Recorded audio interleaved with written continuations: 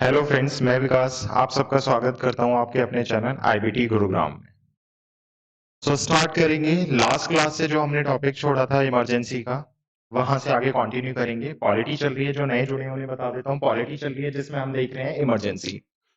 Last class का थोड़ा सा मैं रिवाइज करा देता हूं मोटा मोटा। लास्ट क्लास में मैंने आप लोगों को बताया था इमरजेंसी के लिए आर्टिकल्स बताए थे 352 से 360 आर्टिकल। उसके साथ साथ लास्ट क्लास में मैंने इमरजेंसी का नेशनल इमरजेंसी का कॉन्सेप्ट बताया था। तीन तरह की इमरजेंसी बताई थी: national emergency, state emergency and financial emergency. तो नेशनल इमरजेंसी कुछ हमने देखी थी, कैसे लगा सकते हैं, क्यों लगा सकते हैं, क्या रीजंस होंगे लगाने के, कैसे हटाई जाएगी, और 44th अमेंडमेंट देखा था जो इमरजेंसी से रिलेटेड था, जो बहुत इंपॉर्टेंट है। तो आज हम कंटिन्यू करेंगे आगे नेशनल इमरजेंसी को। छोटा सा सेक्शन है जो बचा हुआ है नेशनल इमरजेंसी का, जिसे आज कवर करते हैं। क्या होता है नेशनल इमरजेंसी के टाइम पे? जब देश में इमरजेंसी लगती है तब क्या होता है इमरजेंसी में? देखो, दो से तीन चीजें हैं मेन जो आपको याद रखनी है इमरजेंसी के टाइम पे क्या होता है। टेक्निकल टर्म्स हैं जो एग्जाम्स में पूछी जाती है। सबसे पहले, देश में कभी भी नेशनल इमरजेंसी लगेगी तो फंडामेंटल राइट्स पे क्या इफेक्ट पड़ेगा। तो पहले मैं बात कर रहा हूं फंडामेंटल राइट्स की।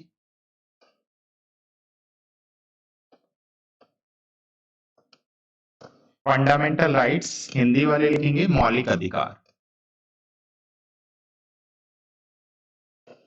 देखो, फंडामेंटल राइट पे क्या फर्क पड़ता है। लास्ट क्लास में मैंने आपको बताया था आर्टिकल 358 टू 359 मैंने आप लोगों को पढ़ाए थे। तो फंडामेंटल राइट में सबसे पहले हमारा आर्टिकल 19 अबॉलिश होता है। अबॉलिश मतलब आर्टिकल 19 टेम्परेरी, जब तक इमरजेंसी है नेशनल, सबसे पहले आर्टिकल 19 हमारा छीन लिया जाएगा, जिसमें मैंने आपको बताया था 6 तरह की फ्रीडम या फिर 6 तरह की आजादी मिलती है। उसके बाद आर्टिकल 20 एंड 21 सस्पेंड नहीं होंगे, नॉट सस्पेंडेड। ये भी मैंने लास्ट क्लास में आपको बताया होगा। 20 और 21 डिटेंशन अगेंस्ट अरेस्ट, और 21 क्या कहता है, crime, detention against crime, and 21 क्या कहता है, right to life and liberty. तो आर्टिकल 19 है जो सबसे पहले अबॉलिश होगा। आर्टिकल 20 और 21 अबॉलिश नहीं होंगे।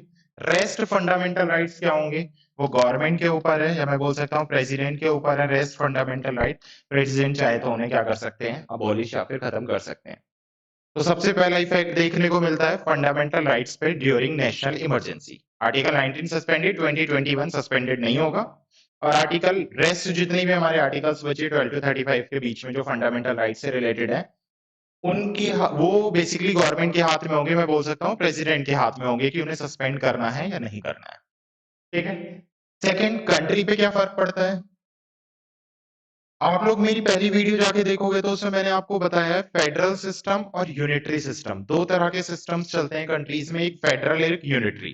दोनों में डिफरेंस क्या है। फेडरल सिस्टम वो सिस्टम होता है जब पावर्स डिवाइडेड होती हैं बिटवीन स्टेट एंड सेंटर में। यूनिटरी सिस्टम जब पावर डिवाइड नहीं होंगी और एक क्या होगा, स्ट्रॉन्ग सेंटर होगा। तो इसमें क्या होता है, हमारा जनरली फेडरल सिस्टम चलता है तो कंट्री किस में कन्वर्ट हो जाती है, यूनिटरी सिस्टम में कन्वर्ट हो जाती है। मतलब स्टेट की सारी पावर छीन ली जाती है, और कौन डील करता है, या हमारा जो देश है वो किस में कन्वर्ट हो जाता है, एक स्ट्रॉन्ग सेंटर में। तो पहला फंडामेंटल राइट पे फर्क पड़ेगा। सेकंड क्या होगा, यूनिटरी सिस्टम में देश क्या हो जाएगा, कन्वर्ट हो जाएगा। तीसरा, अगर प्रेसिडेंट चाहे तो कर्फ्यू भी इम्पोज कर सकते हैं, जिसमें 4 से ज्यादा या 4 गैदरिंग क्या हो जाती है, पूरी तरह से बंद हो जाती है। बाकी जनरली होता है नेसेसरी चीजें अलाउ रहती हैं, और नॉर्मल सिचुएशन रहती है। मेजरली इन चीजों पे ज्यादा फर्क पड़ता है, बाकी गवर्नमेंट के हाथ में है। रूल्स एक तरह से थोड़े से चेंज हो जाते हैं कॉन्स्टिट्यूशन के अकॉर्डिंग। तो मेन आपको याद रखना है फंडामेंटल राइट्स में क्या इफेक्ट पड़ता है, कंट्री पे क्या इफेक्ट पड़ता है। फंडामेंटल राइट्स छीन लिए जाएंगे कुछ, सबसे पहले 19 छीना जाएगा, और देश किस में कन्वर्ट हो जाएगा, यूनिटरी सिस्टम में। क्लियर है तक? ओके।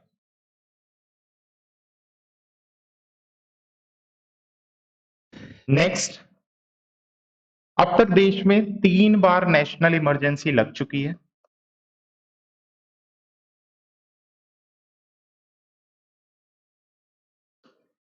फर्स्ट टाइम लगी थी 1962 में, Indo China war. Second time लगी है 1971, इंडो पाक वॉर।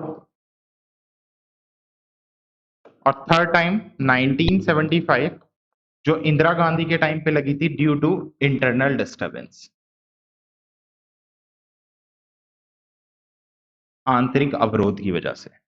3 बार देश में नेशनल इमरजेंसी लगी है, 1962, 1971 और 1975 में।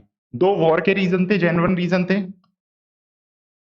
तीसरा जो रीजन था इंटरनल डिस्टर्बेंस, ये बहुत कंट्रोवर्शियल था, आपने देखा भी होगा, बहुत सी जगह इसके बारे में छपा था, बहुत सारी न्यूज भी आई थी। ये थर्ड वाली बहुत कंट्रोवर्शियल इमरजेंसी थी जो 1975 से 1977 तक छपी थी। क्लियर? तो यहां पे हमारा नेशनल इमरजेंसी टॉपिक कंप्लीट होता है, जिसमें हम लोगों ने सब कुछ कवर कर लिया है जो एग्जाम पॉइंट ऑफ व्यू से इंपॉर्टेंट बनता है। अब देखते हैं स्टेट इमरजेंसी। आज स्टेट इमरजेंसी कवर करेंगे मेजर।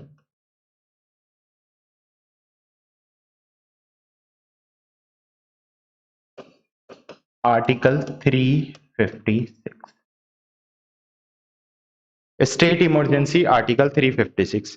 नेशनल इमरजेंसी हम लोगों ने देखा वॉर, एक्सटर्नल एग्रेशन और आर्म्ड रेबेल की वजह से लगाई जाती है। अब ये स्टेट इमरजेंसी, ओके, कॉन्स्टिट्यूशन में मैं आपको ऑलरेडी बता चुका हूं, आर्टिकल 356 में इमरजेंसी जैसा कोई वर्ड नहीं है, इसे क्या बोला गया है? प्रेसिडेंशियल रूल या राष्ट्रपति शासन, हम इसे हिंदी में बोलेंगे। तो इसे कॉन्स्टिट्यूशन में क्या कहा गया है? राष्ट्रपति शासन। क्या मतलब है, क्यों लगाई जाती है, वो चीजें समझते हैं। देखो, फेडरल सिस्टम के अकॉर्डिंग स्टेट के पास अपनी अलग पावर है, सेंटर के पास अपनी अलग पावर है। स्टेट अपने लिए लॉज बना सकती है, कानून बना सकती है, अपना सिस्टम चलाएगा, सेंटर पूरे देश के लिए डील करेगा। बट बहुत सारी ऐसी कंडीशंस हो जाती हैं जब स्टेट की जो मशीनरी है, जो एडमिनिस्ट्रेटिव पावर है, मशीनरी मतलब जो स्टेट का ढांचा है, वो अगर किसी भी तरह से गड़बड़ा जाए या कुछ प्रॉब्लम हो जाए स्टेट की मशीनरी में। अब क्या क्या रीजंस हो सकते हैं? लेट्स सपोज सीएम की डेथ हो गई, इंटरनल इतने सारे राइट्स हो रहे हैं, इतने सारे दंगे हो रहे हैं, गवर्नर की डेथ हो गई, किसी भी रीजन की वजह से अगर स्टेट की मशीनरी, स्टेट का जो ढांचा है वो गड़बड़ाता है, जो वहां पे एडमिनिस्ट्रेटिव पावर है गवर्नर और सीएम, उनके कंट्रोल से बाहर आ जाता है स्टेट। लेट्स सपोज कोई टेररिस्ट अटैक हो गया, कोई ग्रुप है जैसे नागालैंड में हमास ग्रुप है, बहुत ज्यादा एक्टिव रहता है, तो ऐसी कोई भी सिचुएशन बनती है जिसमें स्टेट के जो एडमिनिस्ट्रेटिव पावर्स हैं उनके हाथ में कंट्रोल नहीं रहता, तो सीधा कंट्रोल किसको दे दिया जाता है? प्रेसिडेंट को दे दिया जाता है, और इसे ही कहा जाता है प्रेसिडेंशियल रूल या राष्ट्रपति शासन। तो सिंपल है, जब स्टेट की पावर या स्टेट के कंट्रोल में कुछ नहीं रहेगा तो प्रेसिडेंट डील करेंगे, जिसे ही क्या कहा जाएगा? प्रेसिडेंशियल रूल या फिर राष्ट्रपति शासन कहा जाएगा। अब इसमें भी कुछ इंपॉर्टेंट पॉइंट्स देखते हैं कि होता क्या है जनरली प्रेसिडेंशियल रूल में। ओके, सबसे पहले अगर मैं बात करूं इसके लगाने के पीछे रीजन क्या है, जैसे मैंने बताया जो स्टेट की मशीनरी है वो हिल जाए या स्टेट का जो एडमिनिस्ट्रेशन है वो गड़बड़ा जाए तो हम इस इमरजेंसी को लगा सकते हैं। इसे लगाएंगे कैसे, प्रोक्लेम्ड कैसे किया जाएगा?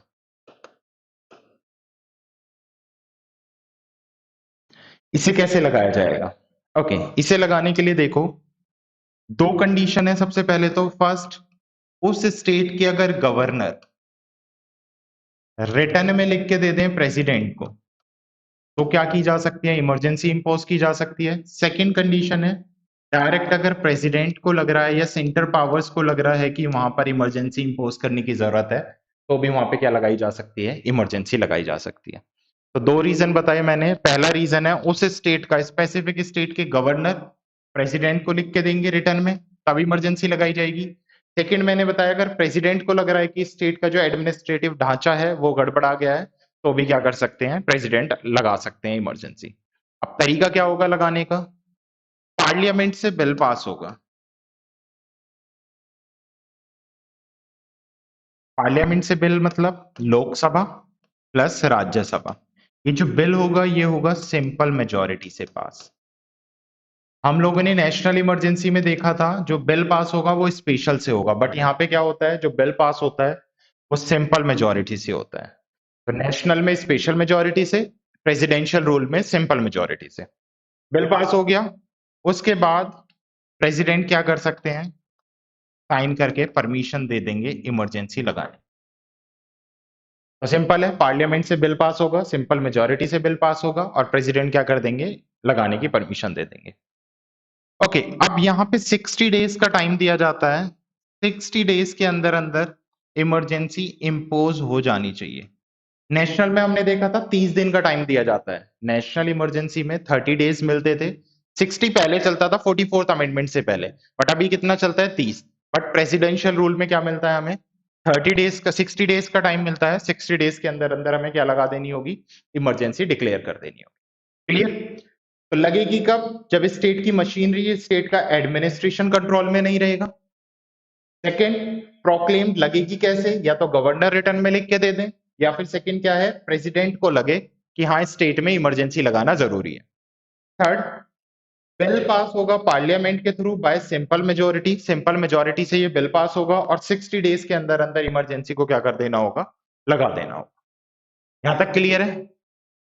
देख लो एक बार, नोट कर लो, यहां तक कोई डाउट है किसी को? ओके, इतना मैंने बताया। नेक्स्ट देखो, एक बार इमरजेंसी लगने के बाद मैक्सिमम कितने टाइम के लिए लग सकती है? मैक्सिमम जनरली लगेगी 6 मंथ्स के लिए, बट उसके बाद हम क्या कर सकते हैं, रेन्यू कर सकते हैं मैक्सिमम 3 इयर्स तक के लिए। तो मैक्सिमम कितना हो गया हमारा, 3 इयर्स हो गया, बट एवरी 6 मंथ्स में उसे क्या करना होगा, रिन्यू करना होगा। वहां पे हमने देखा था नेशनल इमरजेंसी में 3 मंथ्स के लिए, सॉरी 6 मंथ्स के लिए लगेगी, बट वो अनलिमिटेड टाइम तक लग सकती है, हर 6-6 महीने करके हम कितना भी बढ़ा सकते हैं। बट स्टेट इमरजेंसी में ऐसा नहीं है, या प्रेसिडेंशियल रूल में ऐसा नहीं है। लगेगी 6 मंथ्स के लिए, एवरी 6 मंथ्स में रेन्यू करनी होगी, और कहां तक जाएगी वो, मैक्सिमम 3 इयर्स के लिए। तो मैक्सिमम 3 साल तक इमरजेंसी को लगाया जा सकता है। ओके, यहां से एक पॉइंट और याद रखने वाला है, अगर आपको 1 साल से ज्यादा की इमरजेंसी को कंटिन्यू करना है, लेट्स सपोज आपने क्या किया, 6 मंथ 6 मंथ 2 बार बढ़ गई, 1 साल के बाद आपको कंटिन्यू करना है, तो वहां के उस स्टेट के इलेक्शन कमीशन को रिटर्न में लिख के देना होगा कि हाँ उस स्टेट की कंडीशन ऐसी नहीं है कि वहां पे इलेक्शन कंडक्ट हो सके, तभी उसे क्या किया जा सकता है, आगे बढ़ाया जा सकता है। तो सिंपल सा पॉइंट है, अगर हम लगा रहे हैं स्टेट में प्रेसिडेंशियल रूल, तो 6-6 महीने करके हम 3 साल के लिए मैक्सिमम बढ़ा सकते हैं। बट अगर वही हमें 1 साल से ज्यादा लगाना है, लेट्स सपोज पहली बार लगा दी, फिर एक बार इंक्रीज कर दी 1 साल तक, 1 साल के बाद जब इंक्रीज करेंगे तो वहां की इलेक्शन कमीशन से क्या लेनी होगी, उस स्टेट के परमिशन लेनी होगी। क्लियर? क्लियर है इतना प्रेसिडेंशियल रूल? ओके, नेक्स्ट अगर मैं बात करूं, ये तो हमने लगाना सीख लिया कैसे लगेगा। अगर हटाना इमरजेंसी को तो कैसे हटाएंगे, अगर हमें हटाना है इमरजेंसी को, तो हटाने को पार्लियामेंट की परमिशन की जरूरत नहीं है,